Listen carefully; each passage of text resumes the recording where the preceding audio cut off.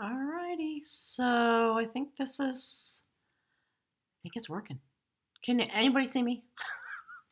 If you can see me, let me know. Very odd.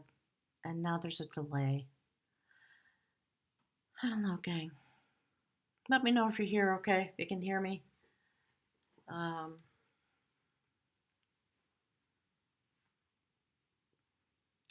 okay. 0 people watching. I'm not surprised. I'm going to hang out. Let me just type another message. Actually, there's my message. I don't know.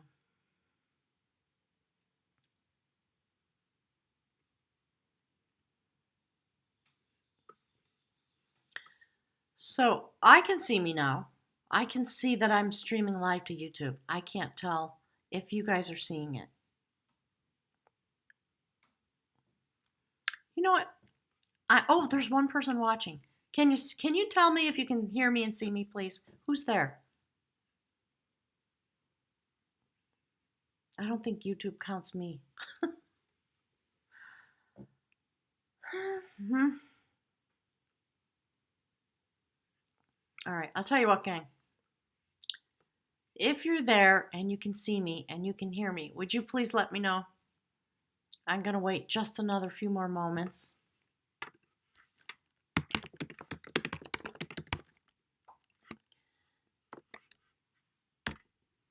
And then I'm just going to go for it because I have all this pent up energy now.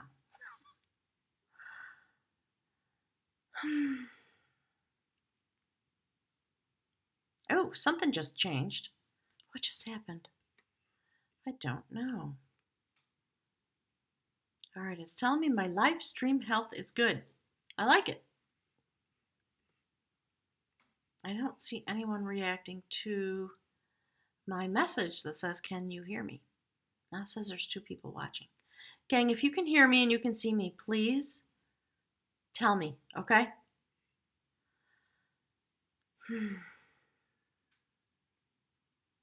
All right, so you know what? I'm just going to go forward. I don't understand the tech problems. Obviously, with apologies, I thought I had fixed them, um, but I haven't. So I'm just going to keep going for it. And if you can hear me, let me know. So, the reason I'm here today is to have a long discussion um, from the heart, from my heart, about my own process, in the hope that it helps anybody. And I know that there are a lot of my subscribers and supporters that are um, wondering a little bit more about what I've let you know. I'm going through a gigantic transformational process. And like all those things, it's really challenging. It's been very challenging for me. So a few nights, I don't even know because I'm in such a time warp. I don't even know what day it is half the time now. A few nights back, I was woken up in the middle of the night, and which happens to me with some regularity. And the message coming through was, "Get up." Like I felt like somebody was trying to wake me up. Get up, get up, get up. Go downstairs and do your reading. Do your own reading because the time is now, so that you can understand what's happening. And the way the cards came out were not surprising to me because I've been involved in a very long process. Now I realize, and it's really been going on for a year, as all the changes that are happening in the cosmos and here on Earth and astrology, those are all the things we're going to talk about, have been coming forward.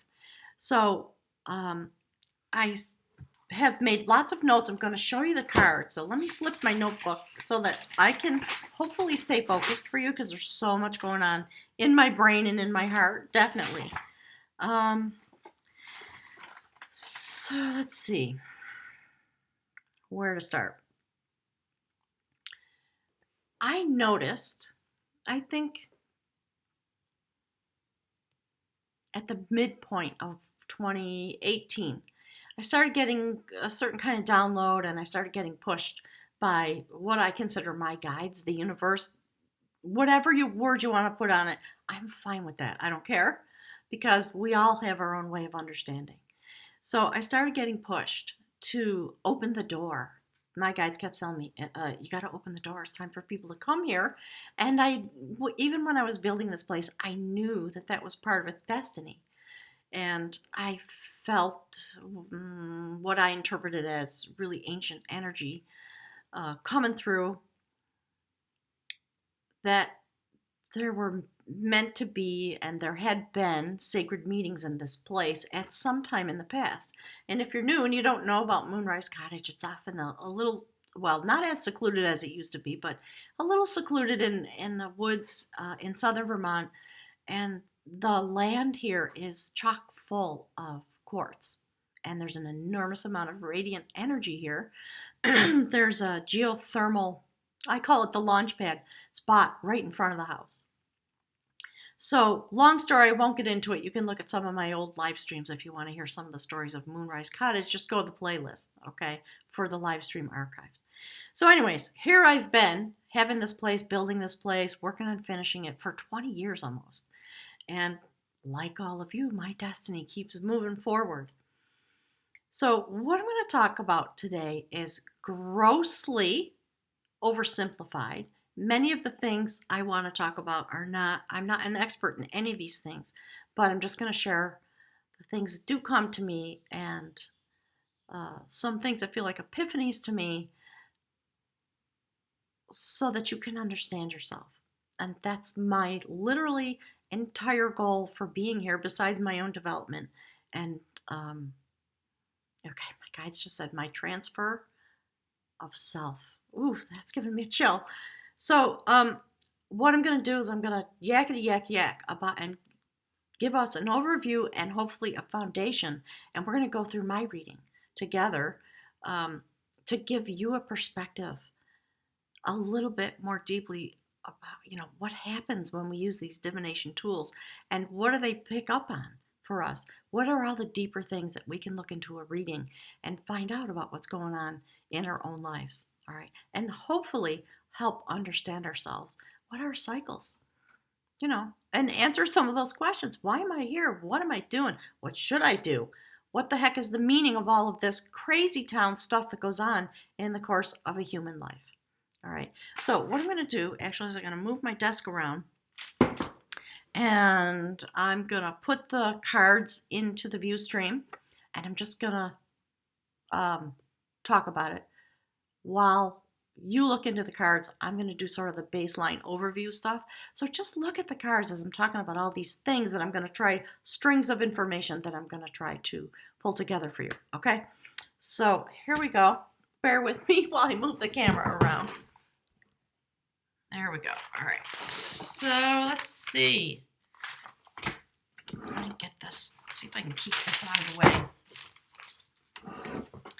My guess is this is going to take, I don't know, an hour or so or more, maybe.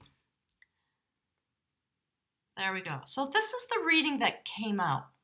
And we can see, anybody who looks into cards can see, oh, something going on. So for me, this is the first card that comes out. That's the theme that my guides want to speak about anytime I do a reading. And the way I do the readings was given to me, if you will, in some downloads when I first started doing readings. I'll move that back a little bit. I don't know, at the end of 2017. And I had never done a card reading, well, publicly, definitely, ever. And I had been using the cards and divination tools for myself and having a very sort of spiritually active, clairvoyant, energy streaming type of a life going forward. So I've been thinking about moving on and I'm having an urge inside of myself. It's been very difficult to manage because I don't want to leave here. I love this place. And yet there are times and there are moments and there are reasons why I feel like it's time. And so there's the conflict, the source of the conflict within me. So, all right, destiny unfolding, and it has to do with heartbreak. So let's jump in. I'm going to leave it there for now, but just take a look at how the energy moves through the cards. So, in terms of uh, these cards that you're seeing, one of the things that they represent is the energy field of my current state of vibration.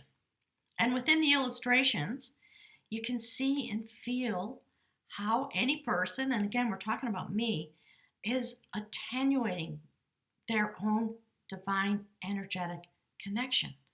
What is it that this spirit soul person, uh, entity, I guess, is doing? Where's the vibration traveling? Why? How do we see it in the cards? How do we see it in the rooms? How do you experience it in your life? So, part of what you're seeing is my unique spectral signature. What is my energy signature? And what does it utilize? Which part of my being is being activated at this point? So, with the assumption that each one of us is a well defined, unique pattern of vibrational energy waves, we exist within the organizing principles of the universe. So now we're talking, of course, about physics and chemical processes and happy, exciting things like that. Again, I only have my own experience and the research that I've done to try to understand all these mysterious things. I'm not an expert. I'm not a chemist. I'm not a physicist. I'm a clairvoyant person. So, when you think about the organizing principles of the universe, physics tells us there's matter, non-matter, free energy, organized energy, right? So the dark, the void, and then things begin to attract, form takes shape, atoms come together, bonds are created, and my guys are saying, and pretty soon a human being pops out and ends up here on the planet. It's funny, they're laughing, they're saying that's kind of how it works. So, we're talking about these connections that bring matter into form. Those that are visible and detectable, we call it mass. And we connect with the universe and with ourselves and each other on vibrational frequencies. I know that that's widely out there. I'm not saying anything new, but I'm trying to give us a place from which to have a conversation. So, if it's true that we live within a unified field of vibrational forces, my guides call that the tapestry. And they've been saying that word. I've been saying it for probably going on 2 years now. And I've become aware that I haven't fully explained what that means. So that's part of my goal today, is to try to get to the root of that. So, this unified field of energy, this tapestry that we live in, it is our guide. It is the highway. It is the defined pathway through our own human lives as we evolve and respond and connect and disconnect to the vibration of this unified field that is the basis of all of creation. So within that, it follows that each one of us has our own specific, very unique electromagnetic signature. Some people call that the spectral signature. What is it? How do you vibrate? How much? Where are the connections within that? So at any point in your life, you're going to have experiences that reflect which part of your vibrational field is being stimulated and or responding to a particular point in the unified field. So astrology and tarot and the runes and all things like that provide us with a lot of both microdata and metadata if you really look deeply into the vibrational points of stimulation and the connections that you're making into this unified field. Some people call it source energy. Some people call it God, the goddess. There's 1,000 names. And again, I'm okay with any of them because I think it just brings us to a global understanding of the essence of what we're talking about. So when you look into the cards, What are your connections? Those types of connections, what are they telling you? What shows up in the cards about your experiences, your desires, the urges you have inside of you, and where the energy is going? And then look into who or what is showing up in your life at these moments. Why? Why are you attracting these things to yourself? Why are they being attracted to you? I think it goes both ways. So when you start asking those questions, when I start asking those questions, then it pulls me really deep because of the water elements in my own chart at this point in time, when we have a massive amount of transformation going forward. In these days that we've been led here through these kinds of connections, and now we're in a place where we have the North Node in Cancer. And for the next 18 months, we are meant to be being connected and intensifying and growing and learning and sharing through that point in our charts, those of us that have water elements in our charts. So what I've been experiencing actually is an enormous amount of water energy flowing into my life through the people who suddenly are showing up. I do offer intensive healing retreats here. And I think over the last year or so, most of the people who've been here have been water sign people. Many of them actually with stellium in water signs, people who are Cancer, Scorpio, Scorpio, Cancer, Cancer, Pisces, just the intensity of the water sign energy, if you will. And finally, it dawns upon me, oh, that has been flowing into my life as a point of connection very beautifully and very intently, my guides are saying, for quite a while now. And it is meant, of course, in part to wake me up in the places where I hold water in my chart. So thank you to everybody that's been here, done a lot of readings, a lot of personal journeys, a lot of transformational journeys in the psychic realm with numbers of individuals. And I understand the deeper workings of why those people showed up and what's their purpose here. So again, I just want to try to share some of that with you as we go through my reading. Okay, so we're talking about the heart, my broken heart, the heartbreak I'm experiencing now, in a sense. It is my destiny. Well, thanks, universe. That's awesome, right? That's the first response. And I guess because of, I don't know, the flow of my own life over time, it doesn't cause me to panic. I am experiencing it. I am going through heartbreak right now on an interpersonal level with myself. And so I'm going to jump into that. A little more sort of background information that I want to get into before we really take the deep dive into the cards. So, what's the heart? What is that? Right? It's physiologically, it's literally a pump that pumps life energy that animates us and keeps us alive. And when that's shut down, we're dead, aren't we? So, if you think about it from the point of view of science, in a sense, we take in oxygen, we take in nutrients, all of those things have vibration. We come in contact with the people around us, we meld ourselves, or we are affected by their vibration. And that literally gets pumped into the deepest places in our biosphere. And not surprising, the heart is the vibrational receptor and transmitter of all the energy of all the chakras, all the change that happens, the thing that happens when you meet somebody who's a love partner or an activator of any kind. Always, your heart chakra, the chakra is going to feel stimulated because it is. It's taking in the energy that is standing in front of you and responding to that. So the nature of how you respond to someone when they come into your life, very important. Sounds basic, but I think it's a really deep state of harmonic resonance. So, when we receive and emanate what we call love energy, it's actually a vibrational connection.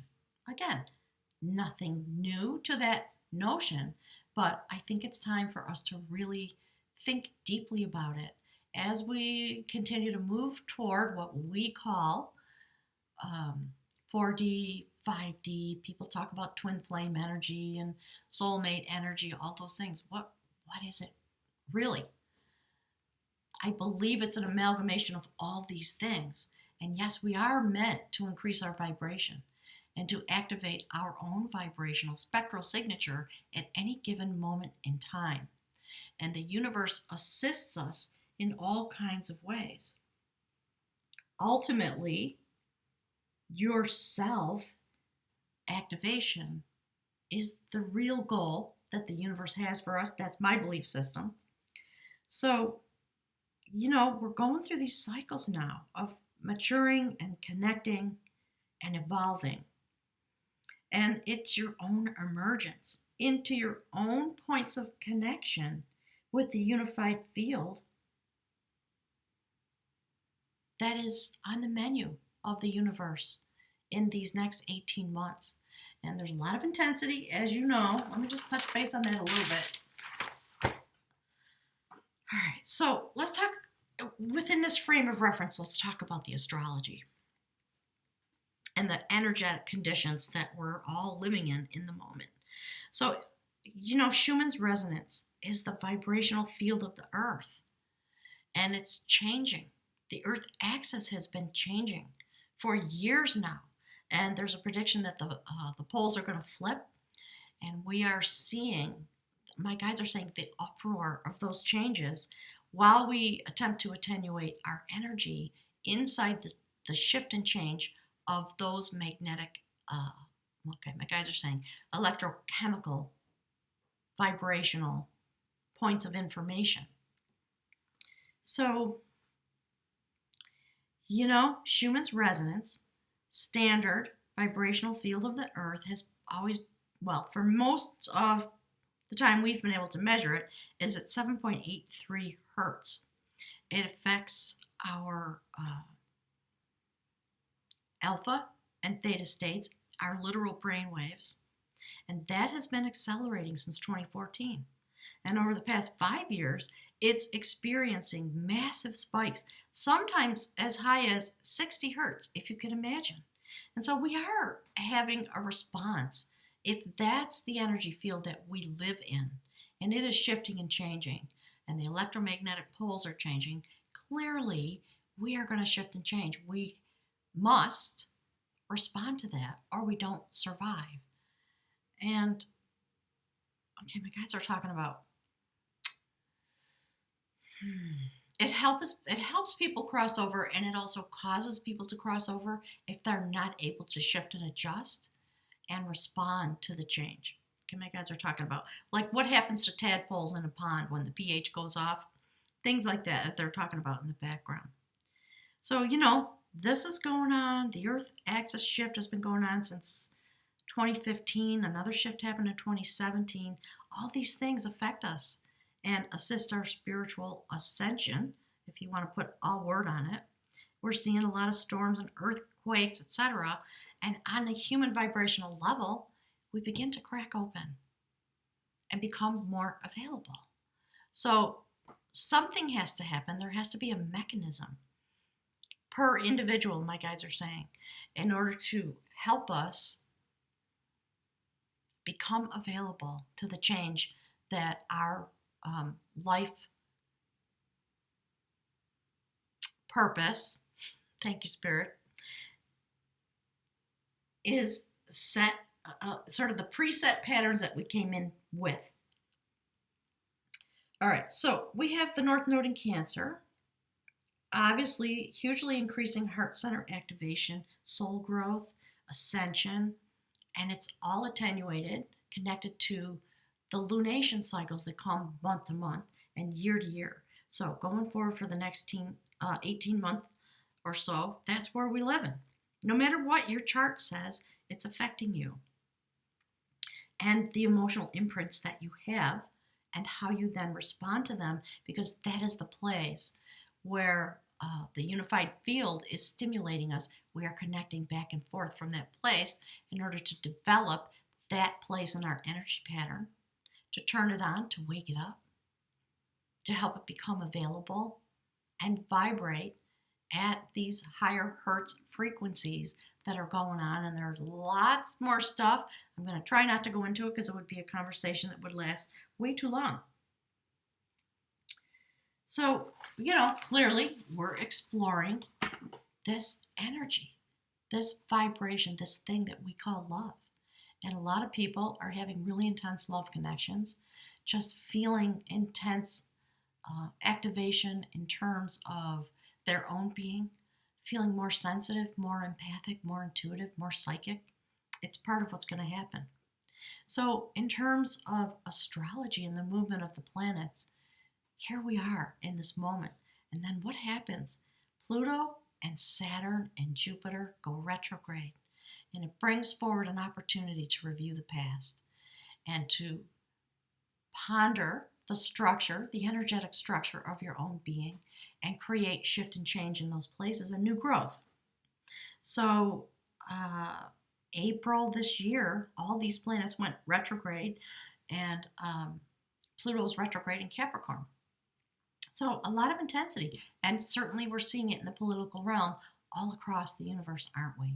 So, a friend of mine who's a fabulous author, lives in New York City. We've been corresponding about these things a little bit at a time, and I don't have his permission, but I'm going to check with him because he's writing a series of books, and it is about the emergence of extremely powerful feminine energy here into the planet in order to bring light out of the darkness. That's my interpretation of the overarching thread through the story. And it's an amazing story. I'm going to see if I can get him to come on and do a live stream, if I can figure this out with me someday soon. So let's take a look at my cards. I'm going to tell you a little bit about my chart, and I just want you to look into it and understand the way the energy moves based on the astrology. We call it destiny. It is in a sense, but there's a really sort of simplistic, if you understand the complexities of the things I've been talking about and how they affect us, there's a sort of simplistic way to understand when a card reading comes out, what are you seeing? So, a little bit about my chart. Again, just sort of as a basis, because we're looking at my cards. My sun is in Virgo. I have Aries rising, and that combination is about somebody who kind of stacked up into life to be a loner. There's implications in both Aries and Virgo about that. Aries wants to set their own path and have the freedom to walk it wherever it takes them and burst through obstacles and et cetera, et cetera. And Virgo just wants to have its contemplative life.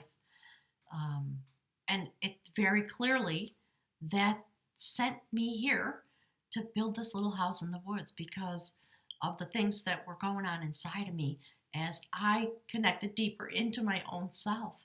I needed a place to be in quiet, and I wanted to be inside the resonant energy of a stand of trees, the wildlife walking through, and just the certain kind of the resonance that is here on this property. I guess what I'll say about it is kind of the experience, and again, I'm going to use common language, gang, just so in the hopes that I can be understood most widely. So people talk about meeting their twin flame and their heart chakra activator, their soulmate, etc. That's how I felt when I came onto this property. Instant recognition. Instantly, I felt like I belonged here.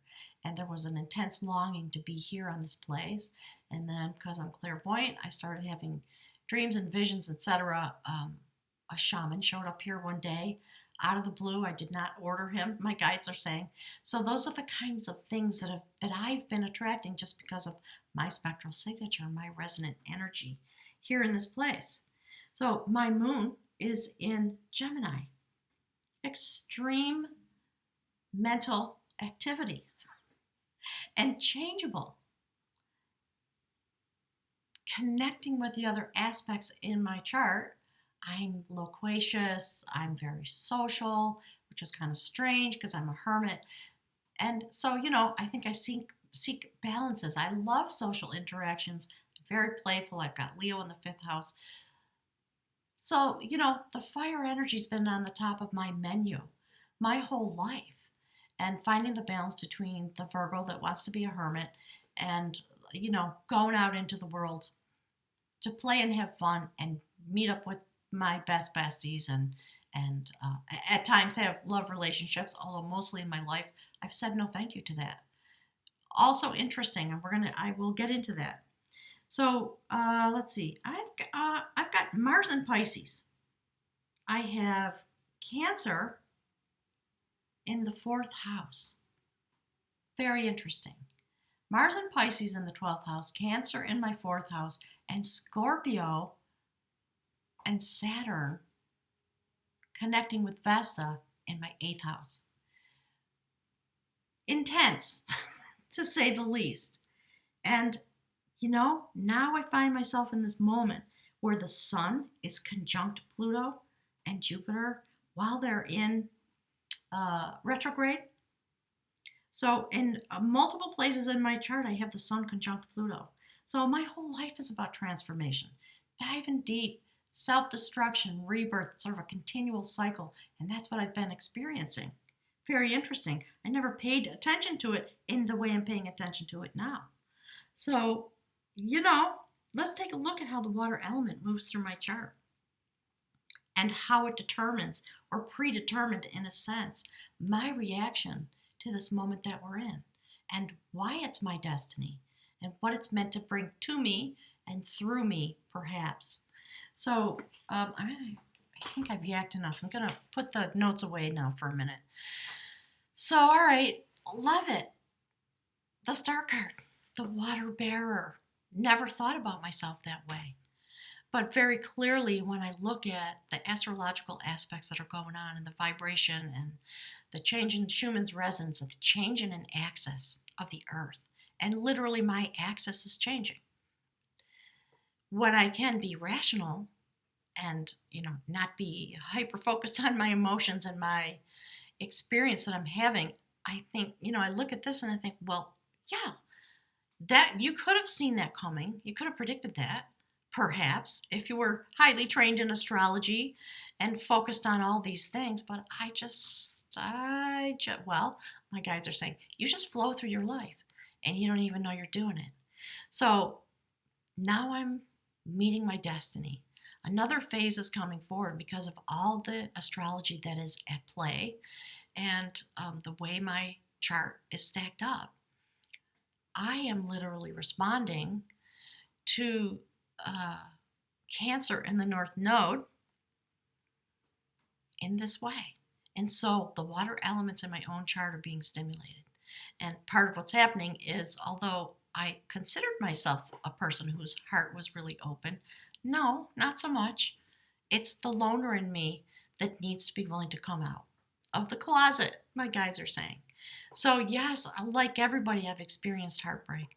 I'm experiencing some heartbreak now, and I'm doing my best to just stand in it and go straight into it to understand what is meant to come forward for me. So if you're not familiar with my readings, we start with these two cards. So that's what the universe wants to talk to me about. And this is where that's my energy in the moment. And it is true. So what's the desire? It's the desire to get clear, to bring some clarity forward. And interesting, 3 of Wands, 2 of Wands. There I am, standing looking out over the water in my own life.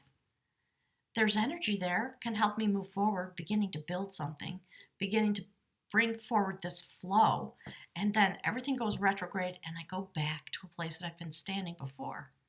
And I'm just pondering, waiting, wondering. I'm feeling internal urges.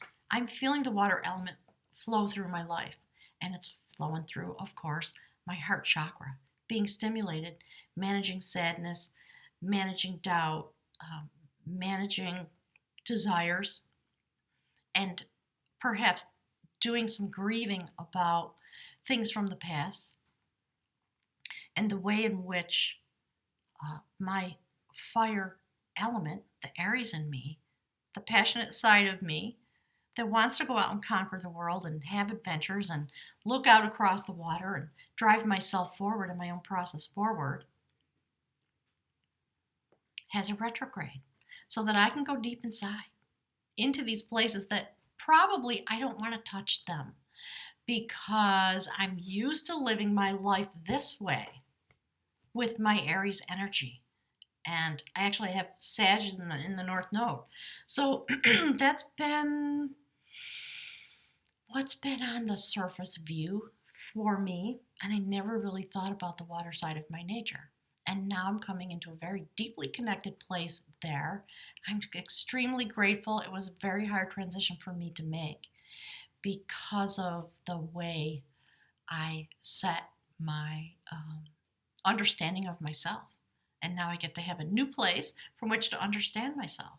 So we look at this human walk that I've been having, and then the energy begins to shift and change and rise up in a sense, and we see the King of Wands. And right above the King of Wands, a death cycle coming forward. Perfect. With all the aspects that are coming forward astrologically, it's perfection. So yeah, that guy, that's the male side of my nature. That's what this is literally all about. I've been aware for about a year now that I've been working really hard on the inside to come into alignment with myself. You know, that yin yang perfection. Some people call it a union or reunion with the two halves of your nature, male and female. So although I'm very deeply clairvoyant and I do connect with that part of myself, I didn't give myself any moments to really understand exactly what that's all about. So, the clarity that's going to come forward for this part of my nature, the goal is to go through this death and transformation so I can join myself and new growth can come forward. And in the reading, when I look at the way the energy flows, and I did some clarifiers, I'm going to pull them out for you. The first thing that came out actually was dolphin. Right? So, okay, time to leap out into the full light of the sun. That's what this is from the Mystical Shaman Oracle, and come into the fullness, I guess, of the beauty of my own set point, my own vibration, understanding myself in order to have a life that's whole and complete and all those things that we're all striving toward. So as I was going through the reading, you know, I always see deeper implications, and I was sort of looking at this and thinking that's really interesting. I've just been pondering the water element, and it is something that is working really hard to come to the surface within me so that I can join myself and be balanced. And once that process, that transformational process is done, then I get to have the fullness of my life. And we see the little kids in the background. One of the things I was thinking about this kind of fun. In this card, you see that little white house on the hill there? That's kind of what my house looks like. It's kind of fun for me, right? So there I am, the male, female half of myself. And the little kids are there, you know, new growth. Creating something new comes forward once you reach this state. So I believe this is what I'm involved in, and I've been given such a bounty of other souls to walk with me as I go through this process and to share love energy with me, converse with me in ways that are really deep, come here and be with me for 3 and 4 days at a time. And actually, this month in June is going to be a very active month. I'm really excited about it. 1, 2, 3, 4 water sign people coming here in the next 2 weeks. So we're going to be jumping into the deep end together. It's going to be really wonderful. And then once I finish the cycle, I come to a place of rest. We see the 4 of Swords there. And these 3 swords are hung on the wall. Done. The process is done. And I get to put some aspect of this fire energy that's always, you know, got the swords in hand, in a sense, and just lay it down and go deep into rest to ponder all of this, and out of that place comes the inspiration. So when I was looking at the reading, at first, of course, it was the middle of the night. So I'm here by myself, it's dark, and I'm seeing this come out, and then this comes out, and then this comes out, and I'm thinking to myself, oh my God, oh shit, pardon my language, like what? Now what? All right, can you just leave me alone? Stop yanking my chain, universe. So when you see the Destiny card, the Star card come out, and the next card is the Three of Swords, that provides some rationale for concern, doesn't it? So I just thought, well, I know because I've been going through it and feeling it. So what are all the wider implications of this? So I like that this part of my nature, okay, this wands, comes to a new place of inspiration. Something does shift and change. I have gone through a death process. I'm very happy about that. I have no idea what it's going to mean. I think it's extremely possible that I'm leaving here, and either that or I am no longer able to be here. I'm not able to be the way I was because I'm literally changing. My vibration is changing. It's connecting to this unified field that is activated and vibrating in the way it is. Due to the astrology and the movement of the planets, it is stimulating that part of me to have an emergence and a regrowth. So I was looking at it and I thought, well, okay, what do I need clarity about? What is this guy here for? And you see the King of Wands looking outward, and I thought, what's he looking at? What could that be about? So that was the first clarifier I put down. And look, justice, balance, coming forward, coming into a place of understanding, judgment about who I am, what I am, where I've been, where am I going, and what's the point of all of that? Wisdom, coming into some deeper internal wisdom. And I love that the King of Wands is looking into it. I really love it. And so then I thought, okay, well, what about the King of Swords? Well, there you go. Now the truth is coming out. Right? Page of Cups. Something new emerges from within me to bring me the clarity I need about this part of my life. And it's, I have lots of thoughts and feelings about the pages, but youthful energy, something new, playful. I love that the little fish jumps up out of the cup. Isn't that fun? Standing there on this beach, on the shore, looking at your own cup of love. Right? So me diving deep into what is it that causes me to feel and understand the things I feel and understand about myself and have a desire for a new cycle. And so based on all the things I already said, I understand now. That's why I'm having this desire. That's why I'm feeling like I want to bust out of here. I don't want to be a hermit anymore. I want to go out and play. I want to activate my love energy in conjunction with other human beings. And I, because of my nature, needed to come here and be alone and ponder all these things and many, many more for a long time. And it's the Virgo vibration, that set point, that pulled me in here, along with some other things that I won't get into today, but it's been the stuff of my journey. So, okay, then, well, fine. Okay, got it. What's there? Oh, Two of Cups, right? Then my response was I was having a panic attack because I thought, oh, God, no. Right? I thought, oh, see your response? There's your response. You silly. But you see that? Just see the progression here. It's fantabulous. So these are the inklings. These are the energetics that I am living in the Cancer activation. Cancer in my chart is in the 4th house. It is all about my home. Where do I live with myself as a partner?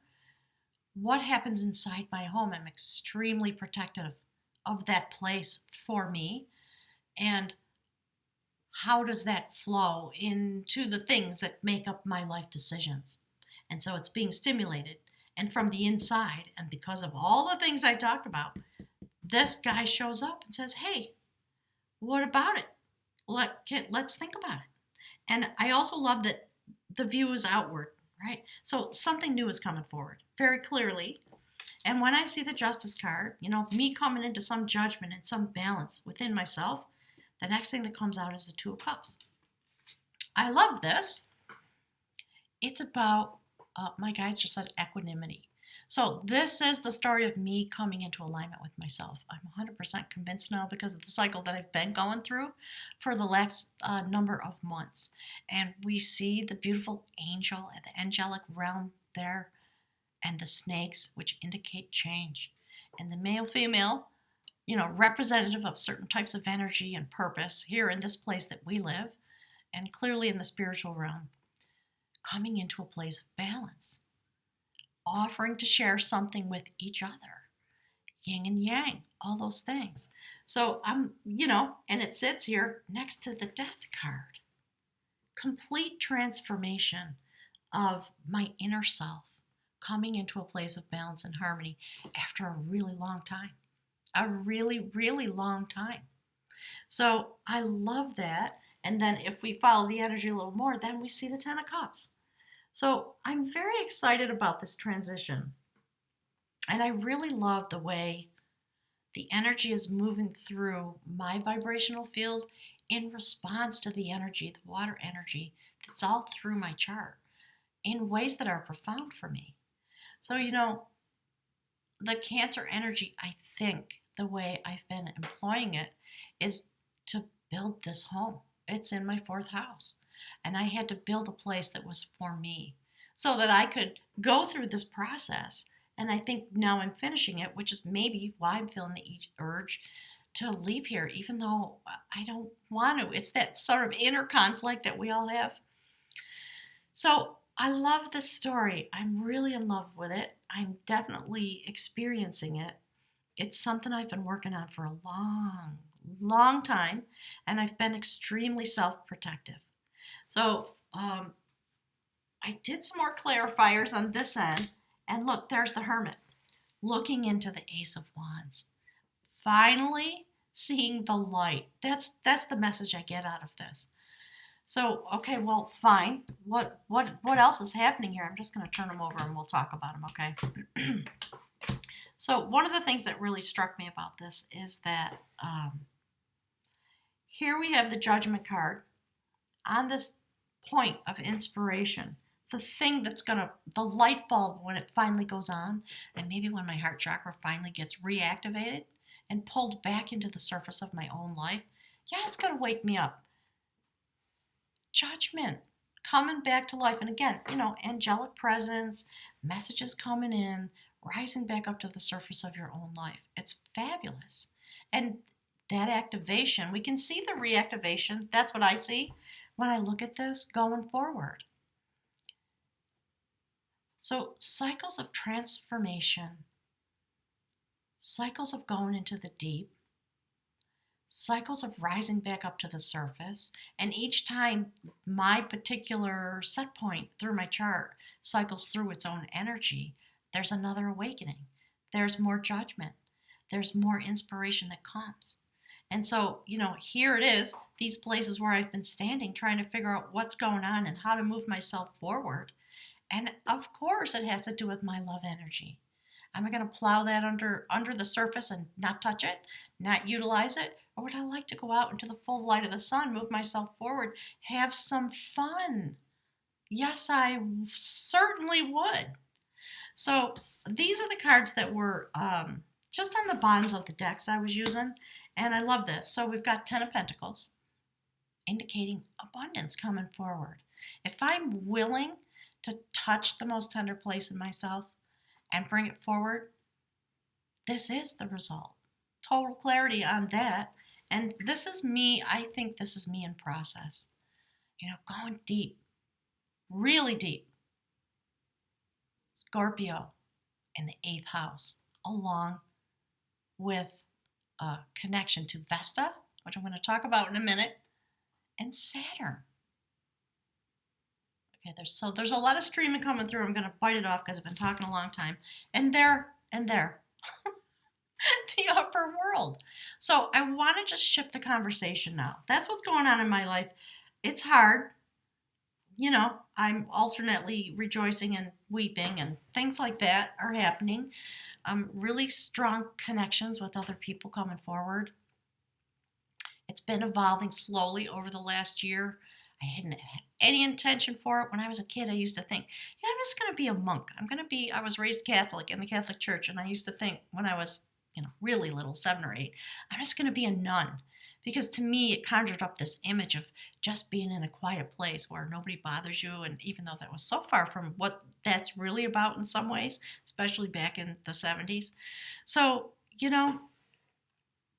when I look through this type of a prism at my own chart, I think, oh, look at that.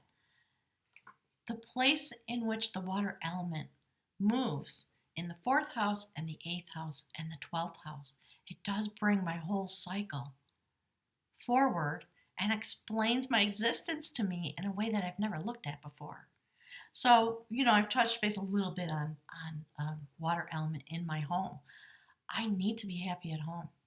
And I created the perfect place for me based on that and the other things that are in my chart that I won't go into. How the fire element displays itself in my life. What are my energetics? And how do they balance themselves? So, again, this is the cycle I'm going through very clearly with myself. And to be able to come to this place of rest and inspiration and rising back up into my life. So, as I look at the charts and the cards and the things that have been happening with all these beautiful water sign people that I've been blessed to interact with over the last year or so, I began to have a little bit of an inkling. I have a very, a wide basis of, my guides are calling it inflection points that I was blessed with over the course of my life that give me a prism and a lot of ways to understand things, along with the clairvoyance and the downloads and the other things that I experience.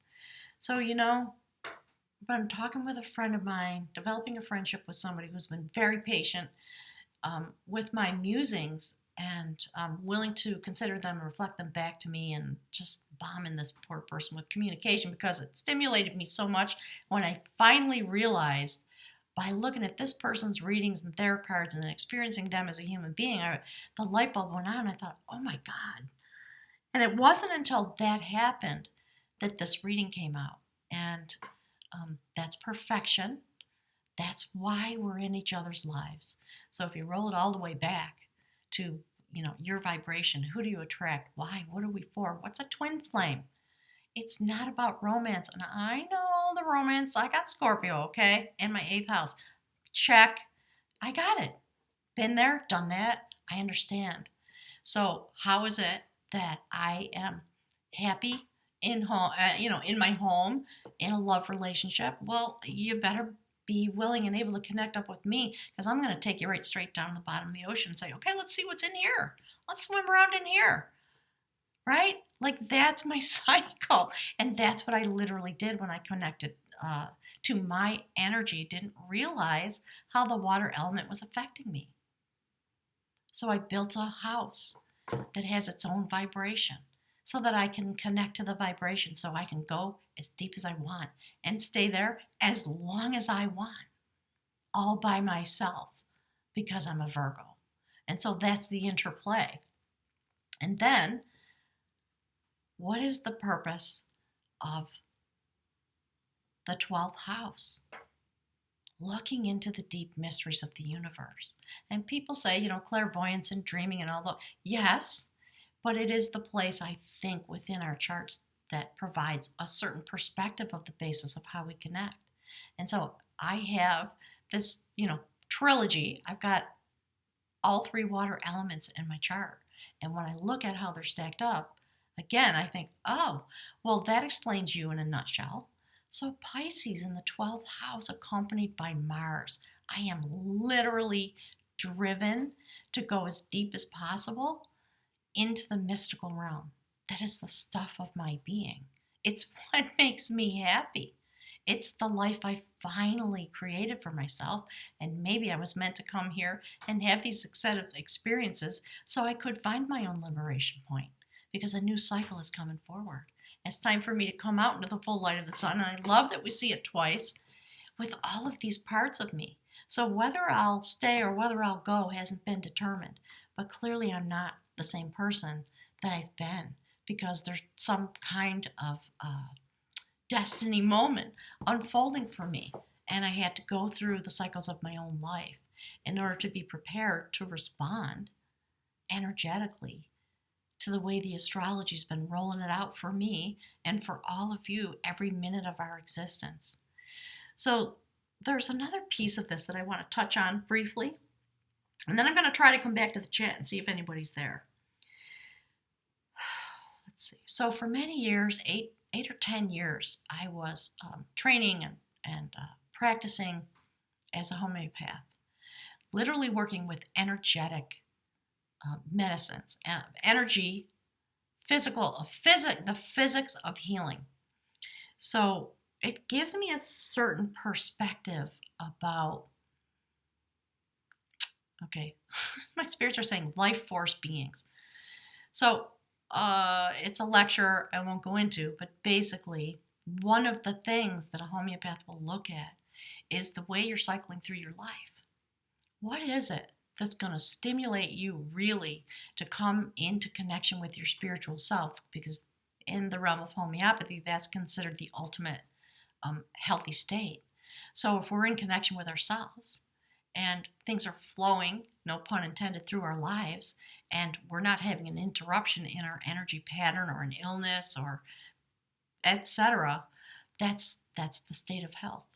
So I started thinking about this again because an activator, heart chakra activator, came to my life, and I'm feeling myself respond to that. And the goodness of this person willing to reveal themselves to me helped me have a moment of understanding. So I just want to forward that. I think we're going to look into that more over the next year. If I'm still here on YouTube, and honestly, I don't know. Part of my journey now is to allow myself to just really fall into the mystery of what's happening. And if I am meant to leave here and go forward for the next unfolding to happen, I'm 100% on board with that. Part of me wants it, part of me doesn't. So, internal struggle going on while this plays out, I think. And it may be that because of what's going on with the planets, it may be that it's a cycle that's going to initiate now and maybe take a year for it to play it all the way out. So, circling back to the idea of the water element, one of the things I notice about people who have strong water in their chart, or any place you have water in your chart, given these days that we're coming into and we're going to be cycling through, take a look of where that is and what feels activated inside of you. So when you think about water as an element here on the earth, it has 3 states of being, and it cycles through those energetic states in order for its own destiny to come forward. And if we take a look at that perspective and a new fresh look at the cards, we see it. I see it anyways coming forward. So, and it doesn't always happen in the direct order that I'm going to describe, but there is a cycle inherent. So for me, in a sense, in this place, we see this water, right, flowing in, something happening, energy coming in to this place where a little bit on some level, maybe my guides are now, they're laughing at me saying a little bit. So yeah, maybe a lot, frozen, in a frozen state, not able to go forward for whatever reason. And at this point in my life, although I've had heartaches, I don't feel, other than maybe I have to leave Moonrise Cottage, being in a state of heartbreak is not a way that I would identify myself. But it is heartbreaking to be in a state of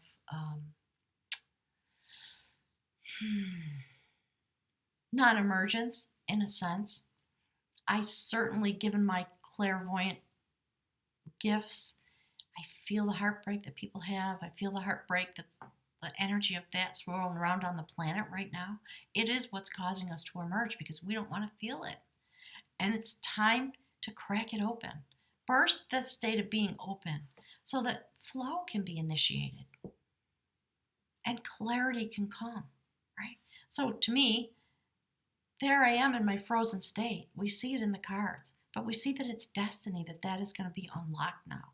And I move forward into a place where I begin to feel the emergence of the flow of my energy in the heart chakra kind of way, right? And right away, I think because of my set point, with the way, the way my 12th house is activated, the way where the Scorpio is and all that, right? So, of course, there it is. I begin to feel it's a little inkling that comes up from within me. And then something happens. And I seek, because of my set point, I think, as a Gemini moon, then the first thing I want is total clarity. And I'm diving deep into, well, what's that about? Why am I feeling that? I'm starting to feel a flow of water element into my life. And then I ponder there. And then I begin to think about, well, what's been going on there? And okay, that's my destiny. What? What is it that I'm supposed to do? So, what I'm supposed to do is unblock, unfreeze, crack open, whatever word you want to put on it, the vibration of the love element, what we call love. I believe it's a certain vibrational state. That's how we interpret it as humans because of our social structures. And again, another lecture for another day. In order to be able to come into balance with myself. So, in the element of water, when ice begins to melt or energy begins to flow and the sun comes out, often what happens is that water transitions into a vapor state, a gas, right? Clouds, rain, things like that. And it is in that place that new connections are made because the water element, H2O, oxygen bonded to hydrogen, has a particular set point and vibration and spectral signature of its own, doesn't it? And so if you've got that activated in your life and flowing through your days because of the astrology and the changes in the Earth axis and the Schumann's resonance and Pluto goes retrograde and, while Cancer's moved into the North Node, wow, right? And now we're approaching an eclipse, a big bang moment that's really, I think, going to crack this wide open. And there's going to be an enormous flow. And many of us are going to come into balance, I think, with ourselves. That's why people are talking about this year we are going to master our frequency, our energy. And primarily, it has to always be with yourself first. So I love that. If that's my destiny, I'm feeling incredibly grateful for that. So I see the flow and the movement. And when you're in that phase where you're in the cloud energy, so to speak, actually what happens scientifically is the electrochemical covalent bonds that create the water element have to be pulled apart. And it's a feeling of being very unstable. There's a lot of fear, a lot of anxiety, a lot of feeling lost, until those bonds are pulled apart enough that there's enough available hydrogen in the atmosphere that creates a thunderstorm, lightning, and then the electromagnetic charge causes those bonds to come stronger into union with themselves, and then rain happens, and the rain flows down and creates ponds and rivers, and you get the inference. So that's the cycle of the water element. So when you have these experiences and feelings in your own life, and you start feeling stimulated in some way, look into your chart. Where is the water element? How does it affect you? So for me, it's all about really, where do I live? Within myself, where do I live? Where's my home? And in part, for me, if I look again into my chart, I want to live in the deep. I mean, I love the surface is fun. I like it there, but I get pulled deep. That's just the way my cycle is. And it explains so much about the life that I've had and the life that I've created and the life that I feel drawn to. Um, and, take all the inferences you want about what that means for me in actual interpersonal love relationships. There's a way that it has to be or it doesn't work for me. And then that cycles, right? If we see that as my cycle, and the energy then in the water element of my life flows into the 12th house, sitting there with Mars, that's the way I want to flow and want to come back into solid form when those covalent bonds, when the lightning strikes, that's the place I want to be. When I finally reformulate myself after being pulled apart for a cycle of transition and rebonding. It's just so fabulous to me. So,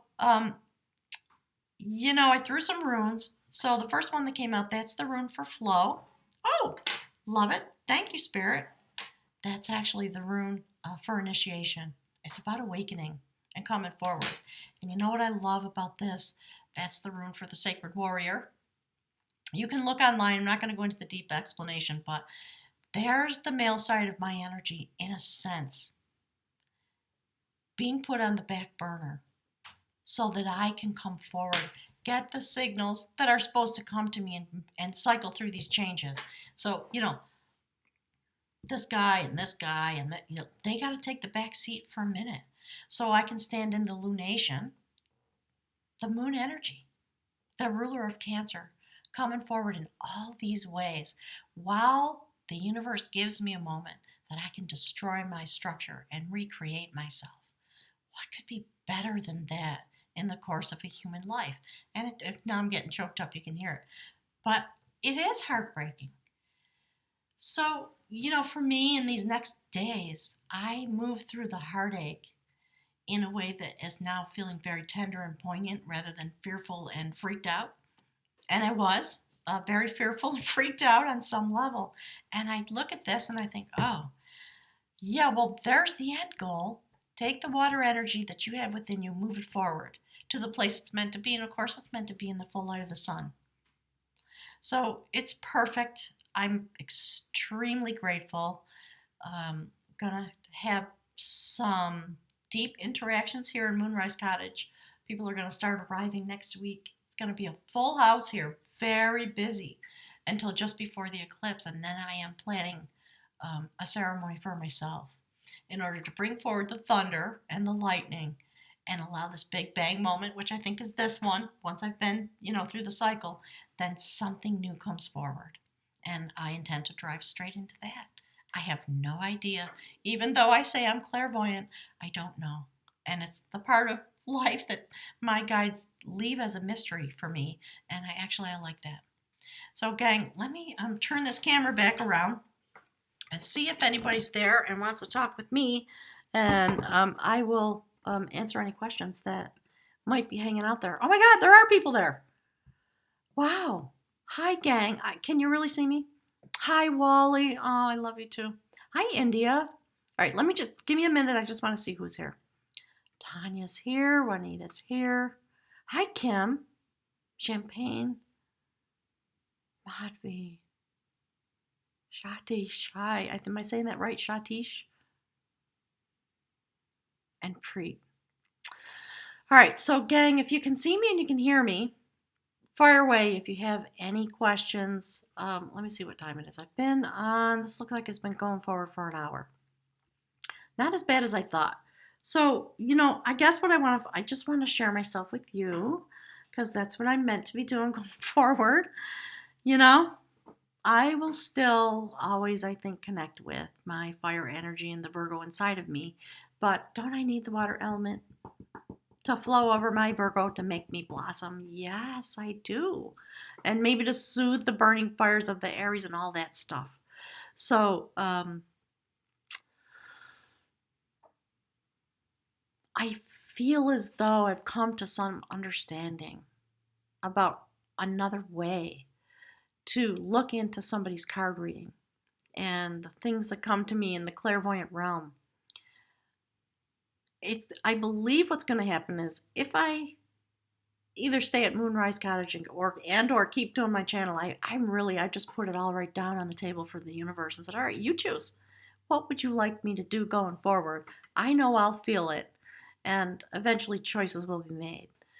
Um, so for now, I'm doing my best to be content to just literally stand in the now and be in this place because I know I'm in a transformational cycle. And it is somewhat astounding to me given my self identity up into these moments. Never thought about myself this way. And it's just starting to feel really good to look at this part of my own cycle, the things that animate me, the places I connect from. Um, and the ability that I feel now so much more able to look into somebody's cards or to look into their chart and to connect that up with what's going on in the universe, what's happening in the astrology. What is the cycle that you're going through? Is it a water element cycle that we're all standing in? Where's the water element in your chart? What does that mean for your transformational cycle in the moment? What is it that's transforming? Why? What's the implication? And how can you best attend to this energy, connect yourself to it, and feel the vibration in your own self in order to come into balance? So I think that's a wrap for me for today. That was a wide-ranging ramble. I hope that I made sense. I hope there will be more of this coming forward. I don't know. I'm going to save judgment until after the eclipse and after this round of people who are showing up here all of a sudden, just full house. I'm not used to it. And, as part of the challenge, I'm like, oh my God, there are going to be all these people in my house. I'm not going to have a minute to rest. Sorry, calm down. You're going to be fine, right? All those people are bringing their vibration to me to connect with me directly as a human being. How beautiful is that? And to share their vibration so that we can all stimulate each other in this really sacred little place, hidden in the woods, because something is meant to come forward. So I'm very curious to connect with those people. I know that's going to have a big impact on my life. And actually, Scorpios all in prevalent places in their charts. So no doubt we're going deep in order to be able to come back to the surface and stand in the full light of the sun, liberated into whatever happens next. So, Amber, I'm reading your message. The healer. Yeah, the crystals need to be cleansed. Yeah. Yeah, and Elle, you're talking about the water element for you, Cancer sun and Pisces moon. Ooh. Beautiful. So beautiful. Hi, Elaine. You know what?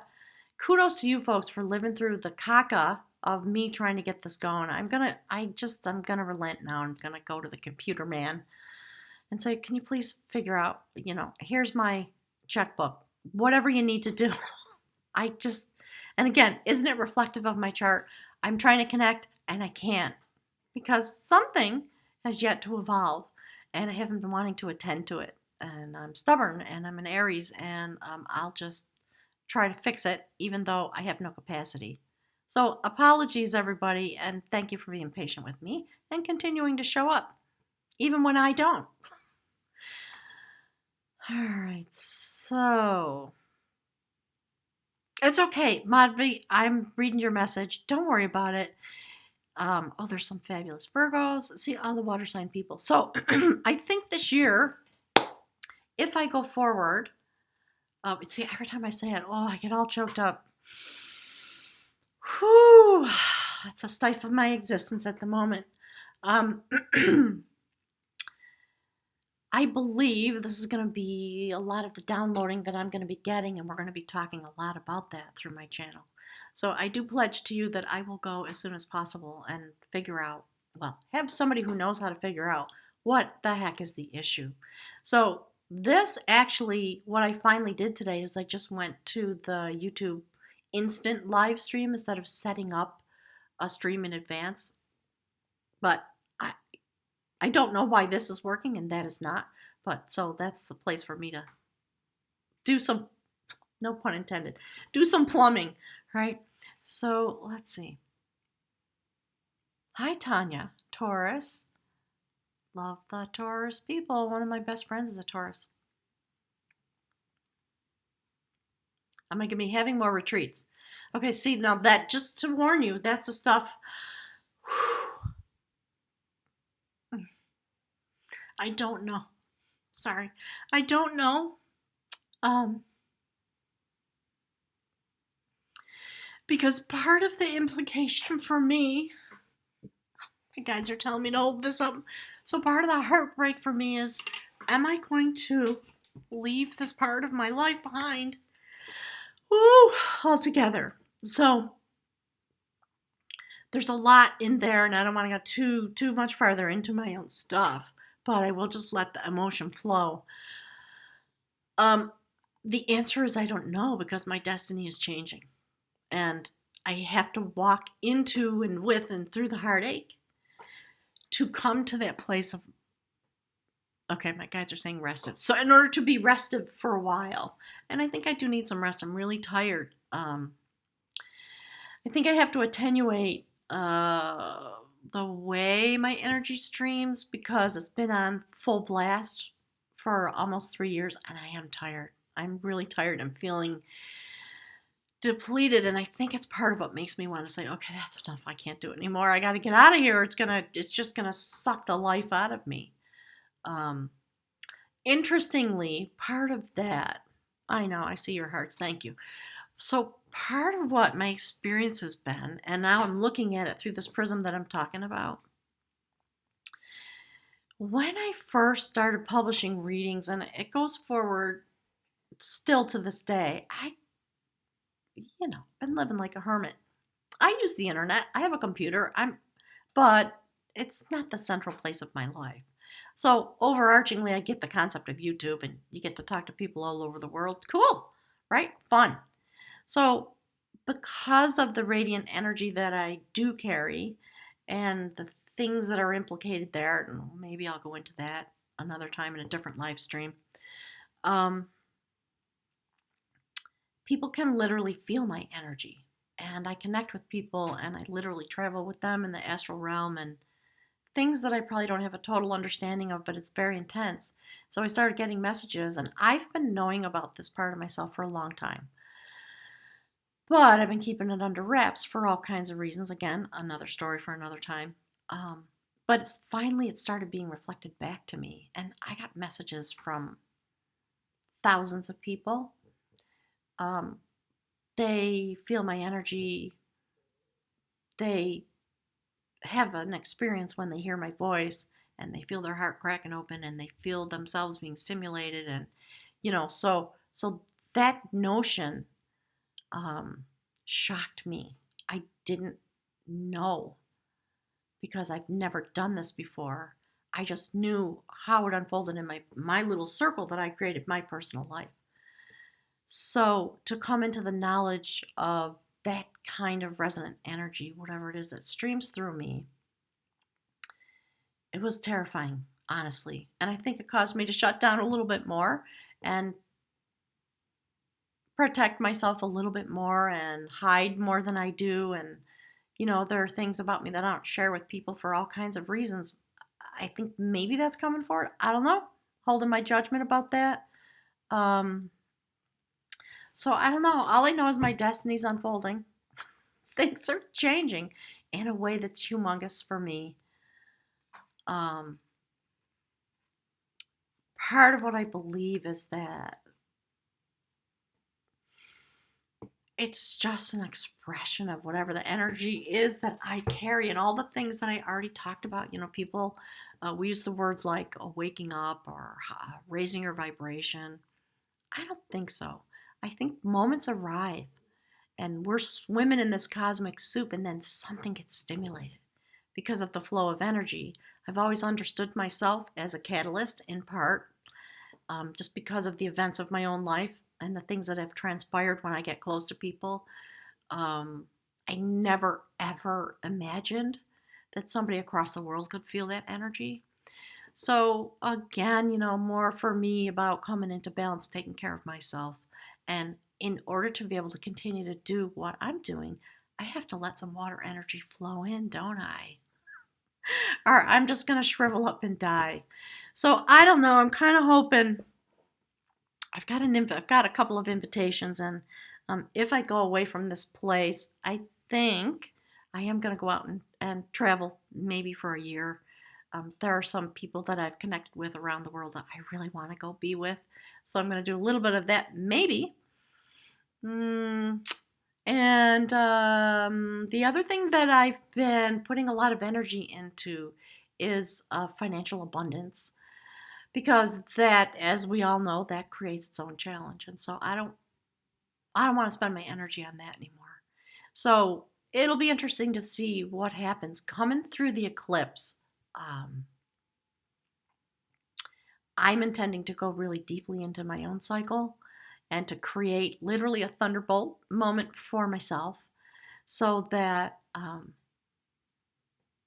my energetic covalent bonds can come back into union with each other, so that I can be a whole person in this way and just continue with my own cycle.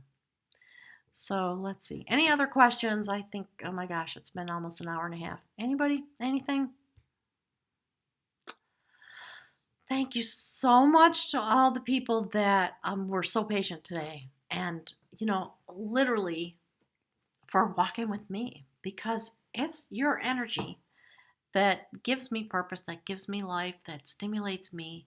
Even if we've never met, it doesn't matter. And I'm coming into greater understanding of that. All the things that I've always known, now I know them more deeply, and I'm looking forward to this balance that's coming forward. And I'm extremely grateful to all the beautiful water sign people and some of the fire sign people who came here and stimulated me and have relationships with me, because you literally do change my life. That's what we're here for. We're just little bursts of energy, and we are meant to touch each other.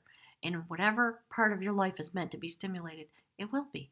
And then you see the cards and the runes come out, and you look at the astrology, and hopefully you have a moment where you can sort of look at yourself and go, oh, well, of course, now I get it. And so that's kind of where I'm standing. LGP, you're talking about the eclipse. Amber, thank you for the love. Any suggestions as far as meditation? Well, let's see. Honestly, let me think about it, okay? I've been intensely wrapped up in my own cycle, in my own emergence. And again, as I said, I just shout out, there are a couple of people that have presented themselves and have been willing to put up with my musings and my intense Scorpio way of wanting to relate. God bless them. Jeez, it's intense. So I haven't been thinking about myself for once. I guess that's what's true. Thinking about myself and thinking about the energetic partnerships that I have, and what does that mean? Why am I drawing that in? Right? Obviously, given everything I've been talking about, it's obvious now. So let's see. We have a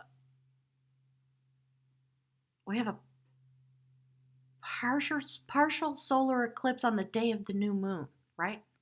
While we have Cancer and the North Node and all this Pluto and all these things that are going on. So I guess my suggestion would be, if it resonates with you, and you're willing to stand bravely in this kind of a cycle of self-awareness, look into your chart. Find out where the water elements are. How do they move? It's interesting to me that I've got in each quadrant of my chart, if you break the chart into thirds, I've got water placed in some place that's really kind of impactful, I guess is the best word, and then conjoined there in a certain way. So I mean, that's my suggestion. I might just be sort of projecting onto you. So always listen to your own intuition, but I think it's a time for taking a look. at how does the water move, because it's trying to transform the whole entire planet. See, now I'm getting choked up again. Ooh, feels so beautiful, but it's just that, I mean, for me, when that part of me gets activated, it's intense. So, I'm going to be thinking about, well, okay, what's with the Scorpio life? Never paid attention to it. It's so obvious to me now. So entirely obvious, but I've never paid attention to it, right? So the universe gave me that gift of Scorpio in the eighth house together with Saturn. So you better figure out how you want to organize yourself in that place and get to it, because otherwise you're just going to feel chaotic. So I think that's a little bit of a global thought, but look at how all these things are placed. Oh, one more thought, guys. And thank you for bearing with me. Hi, Sarah. So glad to see you too. Oh, I look radiant. Funny, we were just talking about that. Thank you, as we all are. Okay, so as I was plumbing my chart through this prism of where's the water element, how does it flow, what's its own cycle, where am I frozen, where are my covalent energetic bonds coming apart in order to liberate me to go through a cycle of fear and consternation and, not feeling whole, in order to create this big bang. You see what I've got in my hands? It's a dragonfly. My guides just keep touching it today. It's interesting. So, looking into that cycle for myself in my own chart, where I've always sort of not looked. Probably because it wasn't time, because the aspects weren't correct for me to understand what that meant. In my chart, one of the things that's really prevalent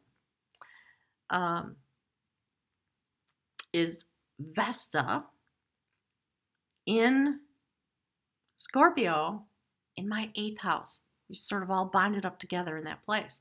So when I look at, well, what's my life purpose, right? People who come for readings, they always want to know, well, what the hell is going on? Why is this happening? Why is that happening?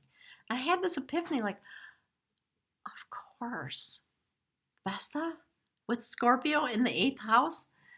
So that is an implication for me that helps me with my self-understanding, right? So the Vestal Virgins come from this notion of Vesta.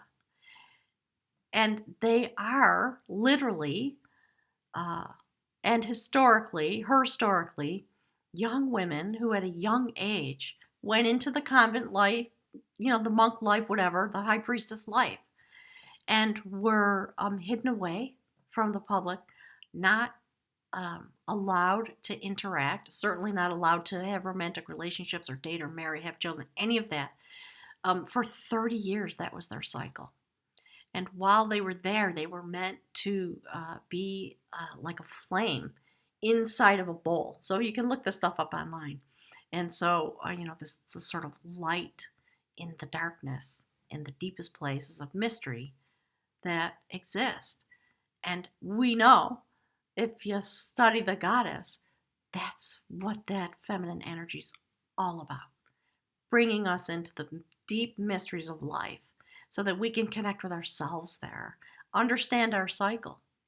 So I haven't looked into it, but I find it really fascinating that apparently what happens with these women is, they do their service and then they are released and they can go do whatever they want. They can literally do whatever they want. They don't have to follow the normal rules of society, which love that, because I'm all about that. I'm not a rule follower. I'm a rule breaker. Always have been. So I think for me, oh, right, yeah, being that energetic expression through the Scorpio energy in my chart in the eighth house, that's how deep I went. Unreachable, but shining a light from that place. And that's kind of how I experienced myself. That cycle's coming to an end. So where's Miss Mary Ellen going? I don't know. But I think some of that energy is going to be released. And I'm kind of looking forward to that. I'm a little done with being a hermit. And I don't know. We'll see. Thank you for asking. I'm glad you asked that question, because Yeah, I need to express my emotions like we all do. Hi, Violet. Oh, yay. So glad to see you guys. I've really been missing the live streams. I really have. It's been, again, part of my cycle, right? I don't want to be frozen in that way. I want to connect. Um, I don't know. So, my part of what's been happening, I had go look at some of my archives about some of my past readings. I had this dream about snakes, and I knew, okay, it's on. It's this big transformation coming forward. Um, and when that energy started to happen, um, my computer went haywire. My internet went haywire. Crazy because of the change in the Earth axis, I think now. Crazy, crazy energy. The energy here, or not the energy, the weather, because of the climate change stuff is getting really intense. It's part of what's sort of pushing me out of here. I just think, I don't know if I want to be up here all by myself now because it's getting really hard to be here. Winter is a little terrifying um, because of the difficulty getting in and out. And then we have what we call mud season, which means a lot of the roads around here are not paved. So when the earth starts to unfreeze, and if it went into a very, very deep freeze, the surface of the road, the first sort of 2 feet, just literally turns into mud soup, and you can't get through it. You have to have a gigantic, one of those monster trucks in order to get through. So these are the things that have been going on in the back of my mind while the universe has been pulling me into this cycle of my own chart and my own destiny. And I finally just reached a moment where I thought, all right, F this. I can't get decent internet. I can't get in and out. There's no sunshine. I can't generate enough power. That was all my, theory of how I'm going to come and be here all by myself, and I'll be just fine because I just want to be all by myself. Now I'm realizing, okay, maybe not such a good plan because if you went outside your door and it was a frozen solid ice and you fell down and cracked your pelvis or something, that's how you would die, laying in the ice. I don't want that to be my destiny. I'm a little tired of being a homeowner, and yeah, I just, yeah, I want life to be easy now. I've been willing to put up with the hardship. I'm willing to be the Vestal Virgin and all those kind of fun things that you can plumb out of your chart. And that cycle's coming to an end. So I don't know. Now I get to be back. I get to go back to my Scorpio roots and be a wild child again, maybe for a little while. Hopefully more responsibly, because now I'm an adult. But yes, if you looked into the literal aspects of my behavior when I was a youngster, you would see the reflection of that. Yeah, I want to go to Hawaii. Thank you for saying it. I just, ooh. Actually, you know what? My guys have been talking to me about Lorna, who's been one of my subscribers for a long time.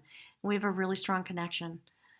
And she is on the pathway of being the high priestess within her marae, her tribe. And she's in New Zealand. And I just think there are some people that are pulling at me. And I'm having these fantasies of just maybe just it's on my bucket list. Just go let go of everything that binds you now. Go get on airplanes and go complete some of these connections that you've made so that you can have the fullness of this experience for yourself now that you're being liberated in whatever way I am. And I've been asking the universe to back a giant truck of money up into my driveway.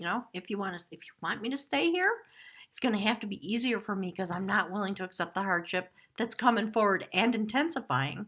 And maybe I don't have any right to be here by myself because it puts me at risk. Am I willing to put me at risk?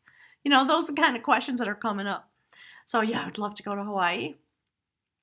I really want to go to New Zealand. And Lorna, if you're out there and you hear this, I promised you a while ago I was coming, and I'm feeling that. I think it's arriving. I think we're going to be together soon. Looking forward to it.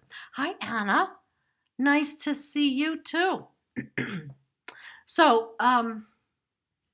anyways, that's me. I'm going to be extremely emotional for the next month, I'm sure.